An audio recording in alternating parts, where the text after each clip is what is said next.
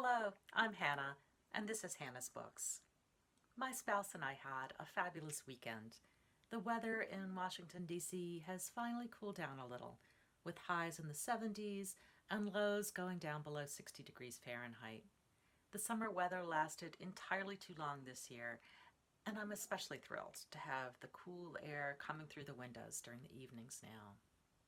One day this weekend, we attended the Maryland Renaissance Festival with several of our friends, a set of friends with whom we've attended the Renn Faire for significantly more than a decade.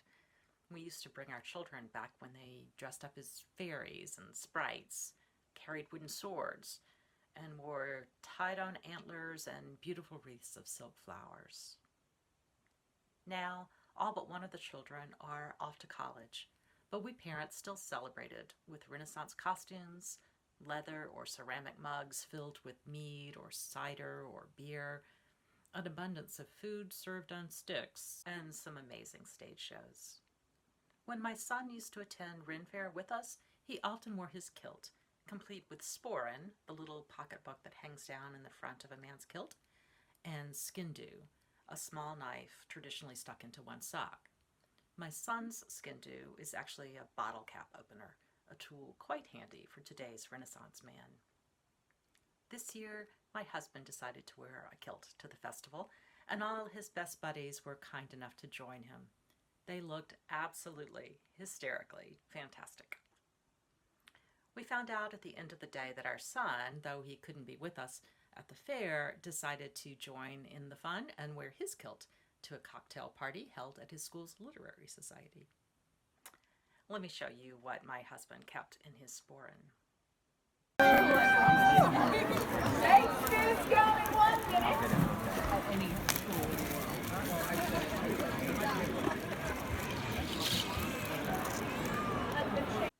Yes, sporens are ideal for squirreling away alphabet-shaped cookies.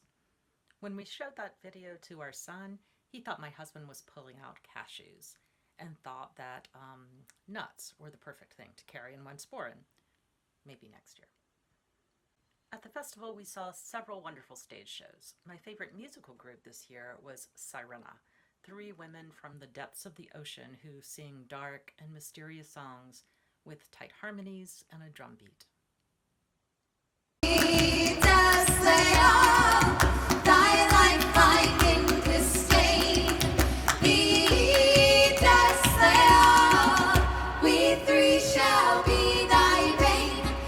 I'll link to their video below where they sing an update of Scarborough Fair and show time-traveling imagery, some of which is especially appropriate for Victober. In more bookish news, at Serena's show, I sat behind a man with an excellent little leather holder on his belt. I think I might need one. One never knows when quick access to one's favorite book might be necessary. My very favorite part of the Renaissance Festival is all the Shakespeare, especially Shakespeare's Scum, with its wonderful, horrendous, and sometimes naughty takes on Shakespeare. Here's a short clip from their half-hour version of the history play Henry V. Our most noble age, King Henry V! It's the 5th, not the V, the 5th. It says right there. It's a rope show. Welcome all. And here from Antony and Cleopatra. Reckoned, Set aboard, how far to be below? then must thou needs find out new heaven, new earth. Oh, Antony! Yes, Antony! right here, Antony! on your left, sweetheart. Romeo and Juliet was even worse, or better, or whatever, but the clip I took is really not family-friendly, so I'll refrain from posting it. I will say that my husband almost choked with laughter watching their body take-offs. We also watched a couple of more serious Shakespeare productions, including a half-hour-long production of Julius Caesar using an all-female cast. Friends! Romans! Countrymen! Lend me your ears! I come to bury Caesar, not to praise him. The day finally ended with a sing-along at the outdoor pub. While I enjoyed singing songs and hearing other music at the final performance, I especially enjoyed watching children dancing on the outskirts.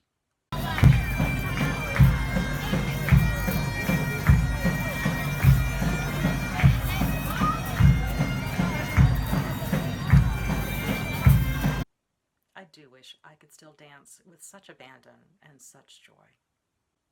We came home with unbelievably dusty shoes, and we were exhausted to the core. In the slow cooker was black bean chili, which we served over rice. After we ate the chili, we had warm homemade applesauce made with apples we picked at a local orchard on a hot day a couple of weekends ago. All in all, this was a lovely weekend and a wonderful introduction to autumn. Now it's time to get back to the books. Thanks for joining me today. See you next time when literature returns here on Hannah's Books.